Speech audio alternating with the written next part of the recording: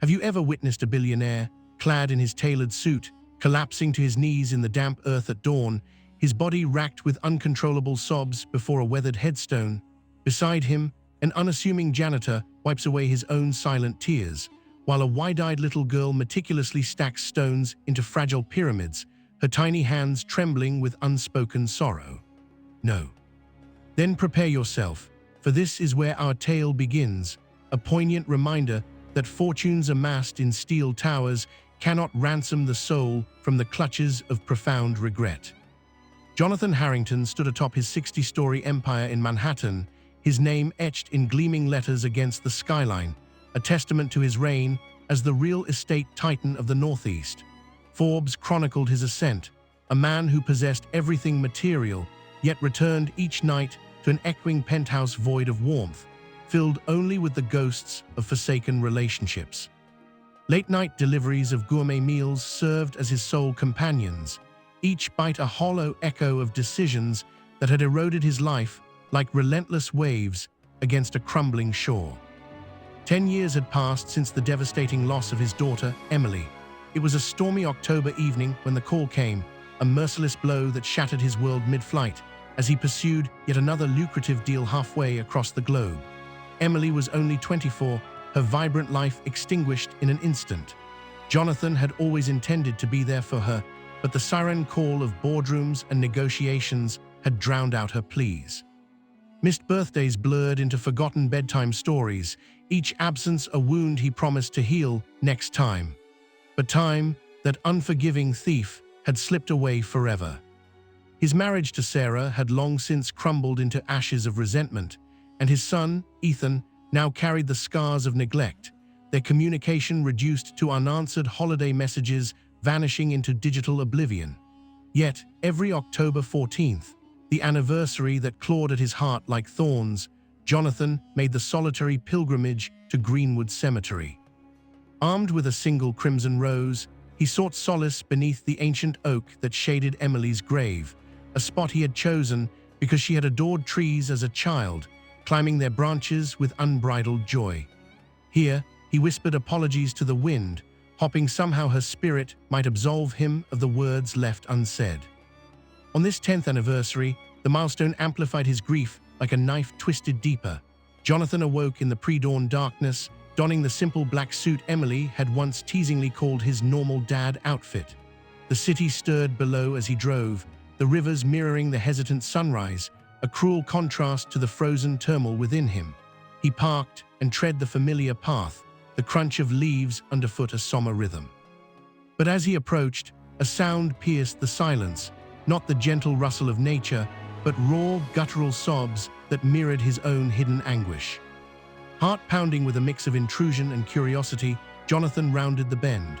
There, knelt upon Emily's grave, was a man in worn work overalls, his calloused hands clutching the earth, his frame heaving with despair.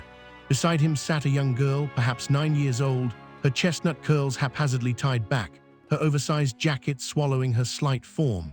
She arranged stones with solemn precision, building ephemeral towers as if constructing a bridge to the heavens. Johnathan halted, his breath caught in his throat. This sacred space was meant for his private torment. Who were these intruders, weeping at his daughter's resting place? Before he could summon words, the girl lifted her gaze. In that instant, time suspended. Her eyes, deep sapphire blue, flecked with golden sparks, were an exact replica of Emily's, complete with the playful upward tilt at the corners that had always melted his stern facade. It was as if a fragment of his lost daughter stared back, igniting a storm of confusion and longing within him. "Excuse me," Johnathan managed, his voice trembling despite his effort to steady it. "This is my daughter's grave. Who are you?" The man startled, rising hastily and brushing dirt from his knees. "I'm so sorry," he stammered, his voice thick with emotion. "I'm Michael Thompson, and this is Lily." He gestured to the girl, who regarded Johnathan with innocent curiosity. Michael explained they had come to honor his sister's nearby grave, but felt compelled to visit Emily's as well. "She meant the world to someone I cherished deeply," he said, his words laced with a quiet reverence that heightened Jonathan's unease. Protective instincts surged. This was no coincidence. Suspense thickened the air as Johnathan pressed for clarity, his pulse racing like a drumbeat of impending revelation. Then came the words that shattered his reality. Lily is Emily's daughter. The world tilted violently. Jonathan's knees buckled, the rose slipping from his numb fingers to nestle among the fallen leaves. A gasp escaped him, raw and disbelieving. "What did you just say?" he whispered, his voice a fragile thread. Michael repeated it with unwavering calm. "Lily is your granddaughter, Emily's child with my best friend, David Reed." Lily, oblivious to the seismic shift, tilted her head and asked softly, "Are you sad too? Daddy says people come here when their hearts hurt so much they can't hold it in." Johnathan knelt before her, eye to eye, the resemblance now undeniable, a living echo of Emily's spirit. Tears welled unbidden as fragments of the truth unfolded in Michael's halting narrative. Emily had found profound love with David, a humble carpenter whose hands built dreams from wood, not empires from contracts. She had been radiant in her happiness, weaving plans for a future untainted by her father's absences. But tragedy struck. Emily passed mere months after Lily's birth, leaving David devastated. He raised their daughter alone for 3 years, pouring his soul into her until a fateful construction accident claimed him too. Michael, as David's steadfast friend and now Lily's guardian, had stepped into the void. He had attempted to contact Johnathan, phone calls lost in corporate voicemails, letters buried under stacks of legal documents. In his hand, he produced an unsealed envelope, a letter Emily had pennied but never sent, confiding in a friend about her pregnancy. Her words dripped with hope and fear. "I want Dad to meet David, to see the love we've built. Maybe this baby will give him a second chance to be the grandfather he never was as a father, but I'm scared he'll turn away." Lily returned then, her small palms cradling more stones. "Who are you?" she inquired, her voice a melody of innocence amid the storm. Michael knelt beside her. "He's your grandfather, sweetheart." The word grandfather lodged in Jonathan's throat, like a stone evoking waves of regret that threatened to drown him. Lily's question followed like a dagger. "Did Mommy ever talk about you?" Tears streamed down his face as he replied, "Your mommy loved me more than I deserved. I wasn't good at showing her how much she meant to me." His voice cracked, the admission a cathartic release of years of buried pain. In the ensuing days, the revelation haunted Johnathan like a relentless shadow. Sleepless nights blurred into feverish inquiries. He engaged a private investigator to verify Michael's account. The truth held. Lily attended a modest school, her life a tapestry of simple joys woven by Michael's unwavering dedication. On his janitor's meager salary, he ensured bills were paid, meals warm, and love abundant, even as hardships loomed like gathering clouds. A week later, compelled by an ache he could no longer ignore, Johnathan returned to the cemetery. Michael was there, tending the grave with quiet dignity. Their conversation unfolded under the oak's watchful branches, man to man, stripped of pretenses. Michael sought no handouts, only authenticity. "If you want to be part of Lily's life," he said firmly, "you prove it by being present. Day after day, no excuses." Jonathan's heart swelled with a mix of fear and determination. He yearned to know Lily beyond this hallowed ground. Michael consented, but only if Lily agreed. She chose the park, a neutral haven of swings and open skis. On that crisp Saturday morning, Johnathan arrived in jeans and a soft sweater, his nerves frayed like exposed wires. Lily perched on a swing, her laughter a balm to his fractured soul. Kneeling before her, he confessed, "I'd like to spend time with you if you'll let me." "Why?" she asked, her eyes searching his with piercing honesty. "Because I loved your mommy with all my heart," he replied, voice quivering. "And now I want to love you too, to make up for the time I lost." She pondered, then nodded solemnly. "Will you push me on the swing?" That simple request cracked open the dam. As he gently propelled her higher, her giggles mingled with the wind, a symphony of tentative healing. Visits followed, to the park's sun-dappled paths, to Michael's cozy apartment where walls echoed with lived-in warmth. Gifts arrived, not ostentatious displays of wealth, but thoughtful tokens. A sketchbook for Lily's budding artistry, books that mirrored Emily's childhood favorites. Yet missteps occurred. One evening, Johnathan arrived with extravagant Italian cuisine, only for Michael to confront him gently. "We don't need pity or extravagance," he said, eyes flashing with pride. "We are surviving just as we have." Humbled, Johnathan apologized, learning to immerse himself in their world rather than impose his own. Then came the heart-wrenching query from Lily: "Why did you come when Mommy was still here?"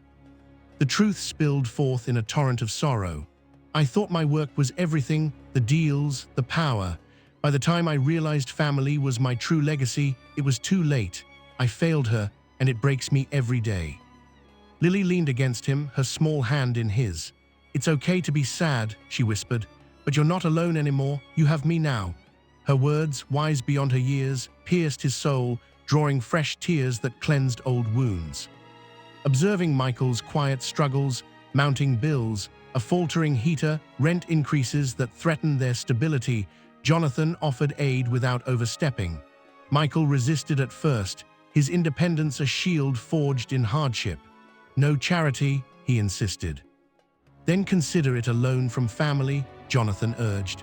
"Don't let pride drown out the help you deserve." He arranged a job interview at one of his firms, not a handout, but an opportunity Michael seized with skill, earning a promotion that brought long-overdue security. But shadows lingered. Lily began withdrawing at school, her once bright spirit dimmed by classmates probing questions about her two dads. The confusion gnawed at her, evoking a suspenseful fear in Johnathan that history might repeat, another child slipping away. Together, they consulted teachers and counselors, weaving a narrative of love's diverse forms. "Families aren't defined by norms," Johnathan told her, holding her close. "They're built on love, no matter the shape. You're surrounded by it, Lily, more than you know." Emboldened, Johnathan confronted his own past. He called Ethan, voice laced with vulnerability, revealing the granddaughter who bridged their divide. Skeptical at first, Ethan agreed to meet. The initial encounter was tense, air thick with unspoken grievances, but Lily's enthusiasm shattered the ice. "You're the one who designs buildings, like magic castles." They bonded over shared sketches, Ethan stepping into the uncle role Emily would have cherished. The Harrington family, once splintered like shattered glass, began to reform, jagged edges softening through forgiveness. As winter yielded to spring's tentative bloom, Sarah, Jonathan's ex-wife, re-entered the fray. Drawn by whispers of redemption, she sought to meet Lily. Old wounds reopened in tearful confrontations, but healing prevailed. Sarah shared stories of Emily's youth, enriching Lily's sense of heritage with layers of maternal love. By October's return, the group converged at Emily's grave. Johnathan, Ethan, Sarah, Michael, and Lily. Offerings abounded, a rose symbolizing enduring love, a letter of unspoken regrets, a scarf evoking shared warmth, a photo capturing fleeting joy, and Lily's drawing. The family united beneath the oak, Emily's ethereal smile beaming from above. The scene was a tapestry of collective grief and renewal, tears flowing freely as hearts intertwined. Afterward, they journeyed to a lakeside retreat Johnathan had acquired, a haven Emily had once dreamed of in wistful conversations. Rooms awaited each, an art studio for Lily's creativity, spaces for laughter and reflection. They fished from the dock, the water rippling with their shared stories, cooked chaotic meals that filled the air with aromas of belonging, teased and consoled, their bonds strengthening like vines reclaiming forgotten walls. That evening, under a canopy of stars, Michael joined Johnathan on the dock. "You've astonished me," he admitted. "Men of your stature often wield wealth like a weapon, but you listened, you transformed." Jonathan's eyes glistened. "For Lily, for Ethan, for Emily, I had no choice. Even if it's belated, this is my atonement." Michael's hand on his shoulder conveyed unspoken brotherhood. It's never too late for redemption, she'd be so proud. Gazing at the imperfect, resilient family before him, patched with scars yet radiant with love, Johnathan grasped Emily's unfulfilled dream had manifested. Through Lily's innocence, forgiveness's grace, and the courage to persist, they had forged something eternal.